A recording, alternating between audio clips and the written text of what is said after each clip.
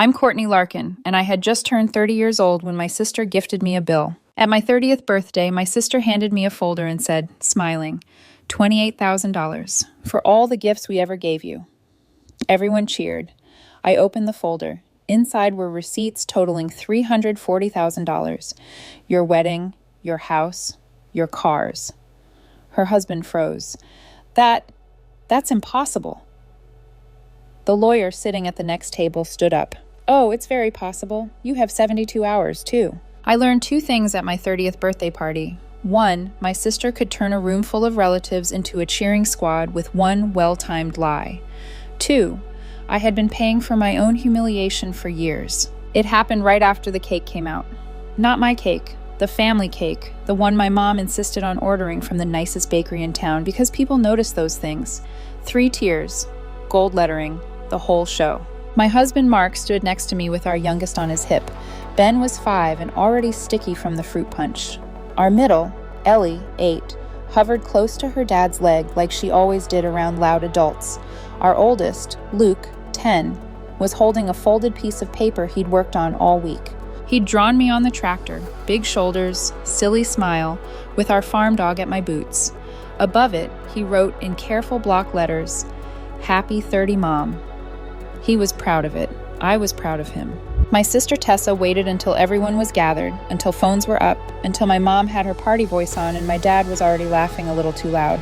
Then Tessa tapped a spoon against her glass and said, Before Courtney opens gifts, I have something special. She smiled like she was doing me a favor. Her husband Grant stood beside her with that polished corporate grin. He looked like the kind of man who wore cologne to a backyard barbecue. He held a thin manila folder like it was a trophy. Tessa said, We've all been so generous to Courtney over the years. A few people nodded like, Sure, yes, that sounds right. Then she turned. Not to me, to my kids. She leaned down and held out 3 little paper wristbands like the kind you get at a county fair. 2 were blue, 1 was pink. She slipped them onto Luke's, Ellie's, and Ben's wrists one by one, smiling wide. Luke looked confused. Ellie's face lit up for half a second, like she thought it meant she belonged. Tessa stood back up and said loudly, These are so the kids can come to the after party at the lake house. My stomach tightened. I hadn't heard anything about an after party. Tessa kept going, But there's a small condition. Then she handed Ellie the folder. Not me, Ellie. Sweetie, she said, syrupy, can you read the first line out loud? It's for your mom. Ellie's hands were small. The folder was big. She looked up at me like she was asking permission. I wanted to reach out and take it. I wanted to shut the whole thing down right then. But the room was staring. My mother had that expectant look on her face, like I should be grateful for whatever was coming. My dad was smiling like this was going to be funny. Mark's grip tightened on Ben. Ellie opened the folder. Inside was a single sheet of paper with big bold numbers at the top. She squinted and read in her soft voice, $28,000 for all the gifts we ever gave you. And that's when the room erupted. People actually cheered. My aunt clapped like Tessa had just announced a pregnancy. My cousin Jared whistled. Someone behind me said, Finally. Tessa laughed and threw her arms up like she'd landed a punchline. Grant leaned in and kissed her cheek. My dad said loud enough for everyone to hear, Well, kiddo, looks like you're paying up. Luke looked down at his wristband, then up at me. He didn't understand money the way adults do, but he understood tone. He understood when a room was laughing at his mom. Ellie's mouth pressed into a straight line. She tried to be brave. She always tried to be brave. Ben tugged at Mark's sleeve and whispered, Why are they yelling? My hands were shaking, but my face stayed still, because this wasn't a surprise to me. Not really. Tessa had been keeping score my whole life. She'd just finally decided to do it with an audience. I took a slow breath and smiled like I was amused, like this was all in good fun. Then I said, okay. And I walked over to the gift table where I'd set my own folder down earlier. A thick one. A plain black folder with binder clips because I'm a farmer and I don't do fancy. I picked it up and brought it back to the center of the room. Tessa's smile faltered just a little. I opened my folder and said, Since we're doing receipts tonight, I brought mine too. The cheering died down in weird little pockets like a radio losing signal. I pulled out the first page and held it up. Here are receipts for $340,000, I said, calm. And that's just the big stuff. Tessa blinked fast, like she didn't understand the words.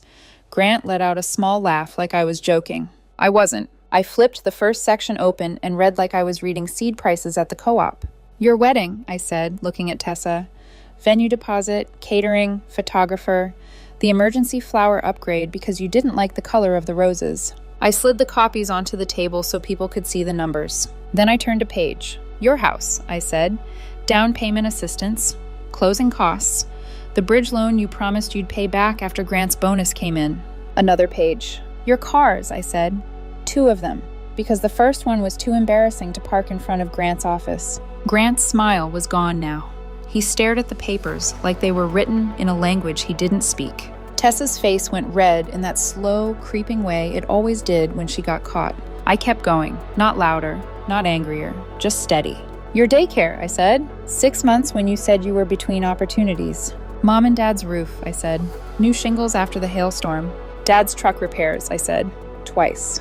Mom's credit card, I said, and I looked right at my mother when I said it. The one you swore was just temporary. My mother's lips parted, but no sound came out. My dad's smile was gone too. He was staring at the folder like it might bite him. Tessa tried to recover fast. She always did. She laughed sharply and said, That's impossible. Grant finally spoke, but his voice sounded thin. That's impossible, he repeated, like if he said it twice, the numbers would vanish. I didn't even answer, because I didn't have to. There was a man at the next table, someone my uncle had brought as a +1. I'd noticed him earlier because he didn't fit the party. Older, neat haircut, crisp shirt, sitting with a glass of water like he actually had somewhere to be.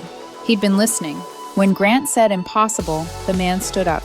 He cleared his throat politely, like he was at a town meeting. Oh, it's very possible. Every head turned. He nodded toward me. Courtney asked me to come tonight. I'm an attorney. Someone actually gasped like this was a TV show. The lawyer stepped closer.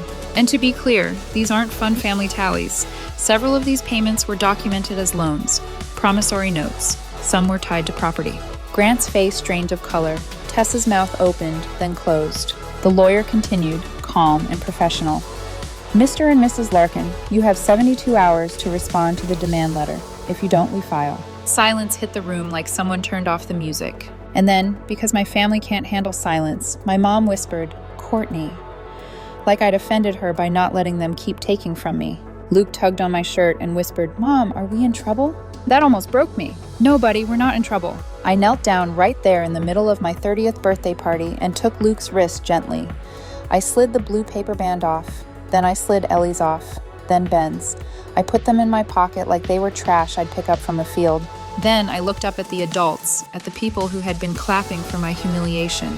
We're leaving, I said, right now. I didn't yell. I didn't throw cake. I didn't make a speech. I just took my family and walked out. And that was the hook people remember when they tell the story later. But the truth is, that moment only worked because of everything that happened before it. I had just turned 30. I lived outside a small town where everyone knows your truck before they know your name.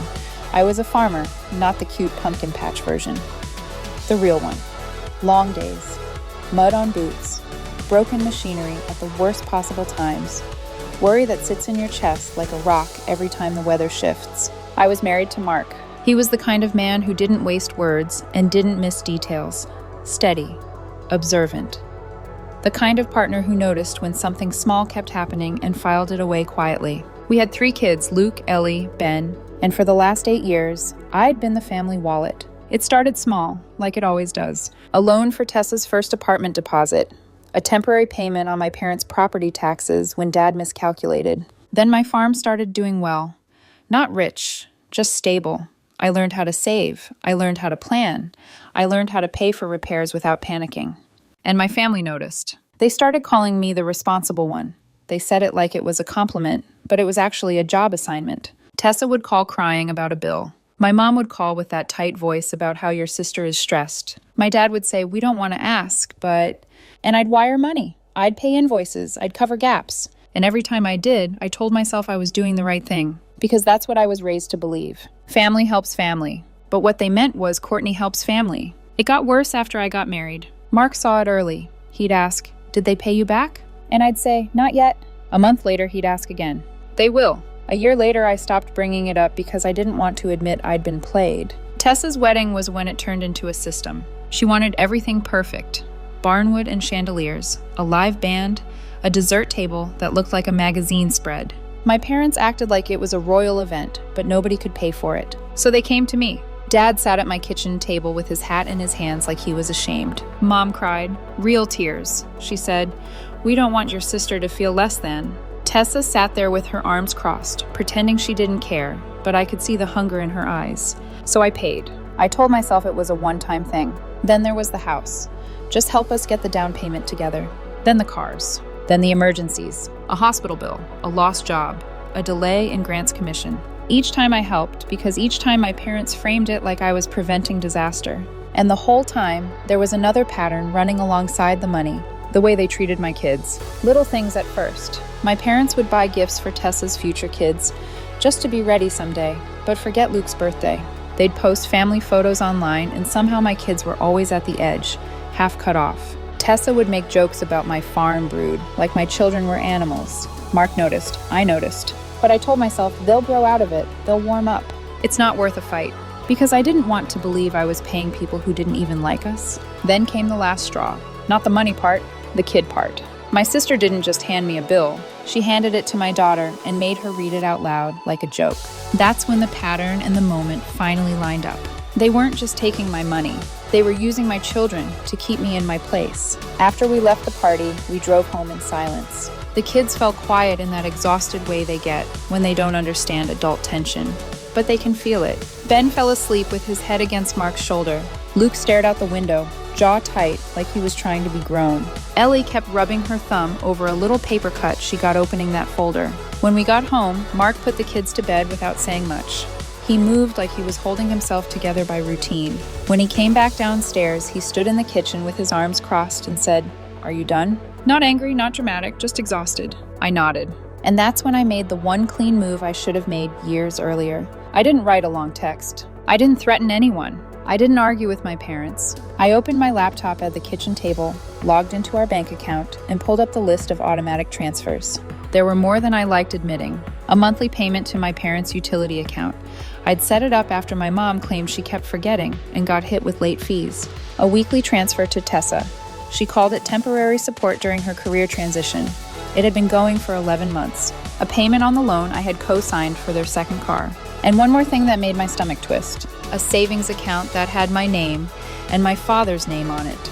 He'd convinced me to open it together when I was younger, back when he still had that authority voice that made me feel 12. It was supposed to be for family emergencies. It had become their personal cushion.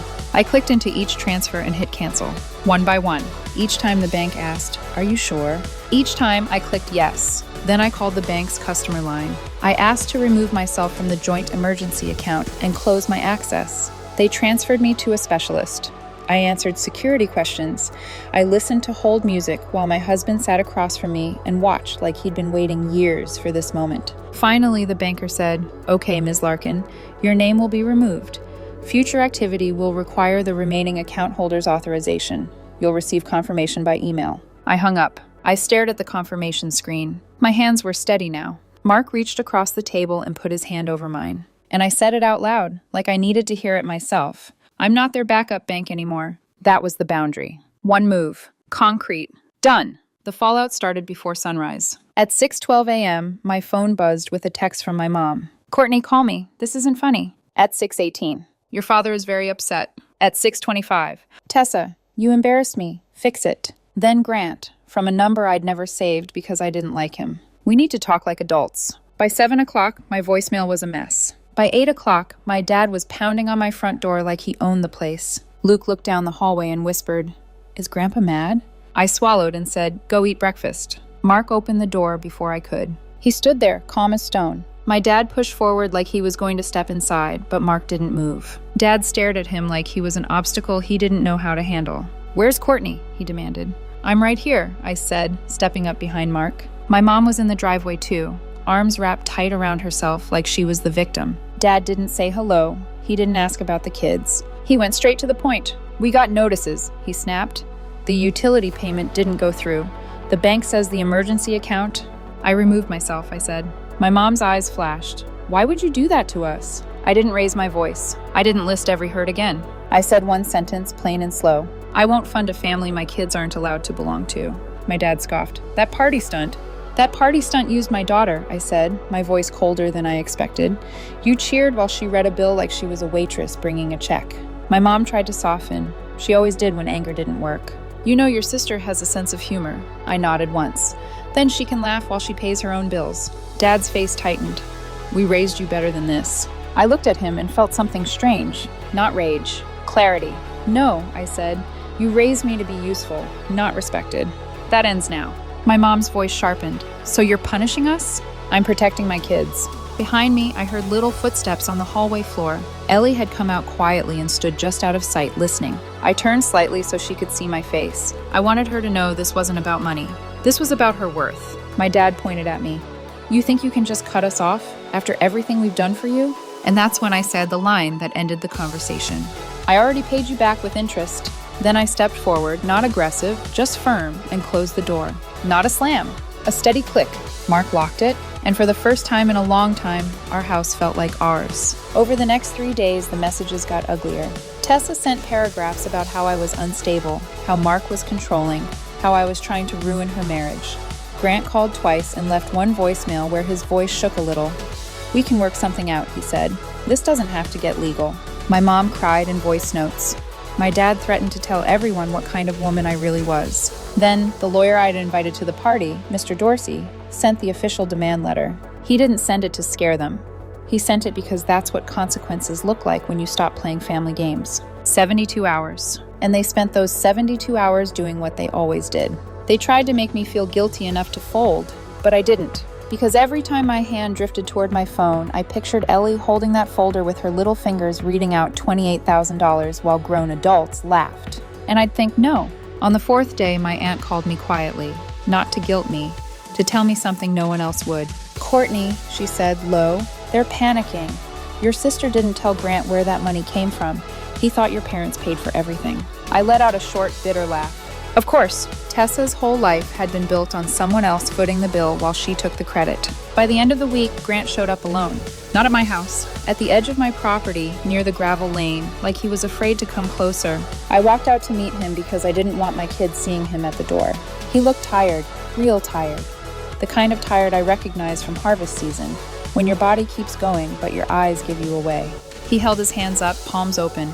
Courtney, I didn't know. I stared at him. I didn't know, he repeated. I didn't know you paid for so much. I didn't enjoy his discomfort. I didn't feel victorious. I just felt done. He glanced toward the barn where Luke was kicking a ball with Ben, their laughter drifting across the field. Then he said quietly, Tessa told me your family helped you out over the years, that you were always taking. I let that sit in the air. Then I said, and you believed her?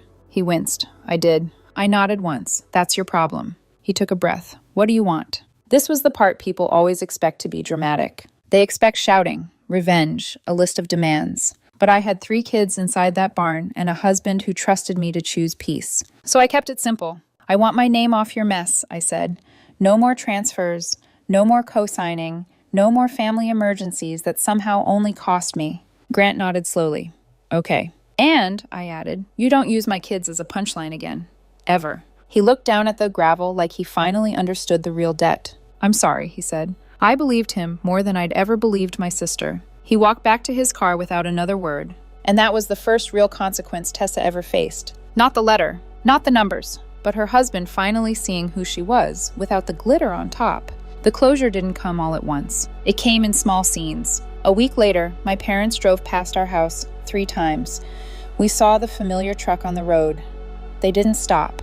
They wanted us to notice them noticing us. I didn't chase it. 2 weeks later, my mom sent one last text. You're really doing this? Over a joke? I replied with one sentence. Over my kids? Yes. Then I muted the thread. A month later, Luke came home from school with a piece of paper. It was an all about my mom worksheet for a bulletin board. Under my mom works as, he wrote a farmer. Under my mom is good at, he wrote, fixing things and staying calm. Under my mom always says, he wrote, we take care of our own. I stared at it for a long time at the kitchen table. Mark leaned over my shoulder and kissed my cheek. Ellie walked in, saw me holding it, and asked, Are we still doing your birthday? I realized we never really had. That party wasn't for me. It was a stage for Tessa. So we did it right. That weekend, we invited the people who actually showed up for us. Not the loud ones. The steady ones. My cousin Jared came by himself and looked embarrassed when he admitted, I shouldn't have cheered. I didn't think.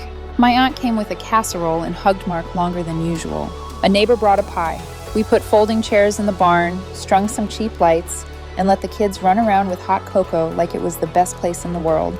Mark made a simple cake, chocolate, because that's what Ellie had wanted at the party before everything went sideways. Luke taped his drawing on the wall beside the workbench like it was a trophy. When we sang, Ben screamed the words off key. Ellie giggled so hard she snorted, then covered her face and laughed harder. And for the first time, my birthday felt like it belonged to me. Later that night, after the guests left and the kids were asleep, I went outside alone. The winter air was sharp. The barn lights glowed softly behind me. I pulled those paper wristbands out of my pocket. The blue, the pink, wrinkled now, useless. I held them for a second. Then I tossed them into the trash can by the mudroom. Not dramatic, just done. Inside, Mark was at the kitchen sink washing plates. He looked over at me and said, "You okay?" I nodded. "I am," I said, for the first time in a long time. Because the truth was, I didn't win anything. I just stopped losing. And my kids, my quiet, kind kids, finally got something my family never wanted to give them. A mother who didn't bargain their dignity for approval. A home where love wasn't a bill. A life where we didn't have to clap for our own humiliation.